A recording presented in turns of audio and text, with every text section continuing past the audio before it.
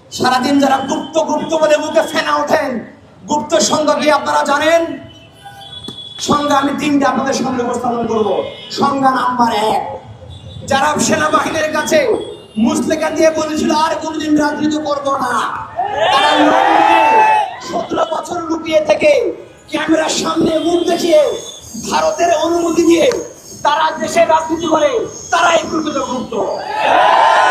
সংজ্ঞা নাম্বার 2, যারা অন্তর্বর্তী সরকারের সময় নিজের গায়ের উপরে নিরপেক্ষতার খোলস লাগিয়ে নির্বাচনী ইঞ্জিনিয়ারিং করে দলীয় সরকারের জনগুরুত্বপূর্ণ মন্ত্রণালয় তারা ভাগিয়ে নিয়ে যারা বলে সবার আগে বিএনপি, তারাই মূলত প্রকৃত গুপ্ত। 3 নম্বর আমার সংজ্ঞা, যারা নিজেদের দলীয় পেটে ছাত্রলীগকে পুনর্বাসন করে জনগণের তোপের মুখে সমালোচনার মুখে যখন তারা মহাসত্যের অস্বীকার করে চ্যালেঞ্জ প্রদান করে বলে আমাদের কমিউনিটিতে একজনও ছাত্রলীগ নাই, তারাই প্রকৃতপক্ষে গুপ্ত। সম্মানিত ভাইরা, এই গুপ্ত সত্য প্রকাশ্য আলটিমেটলি কোনো বিষয় না, এটি একটা টার্ম কার্ড।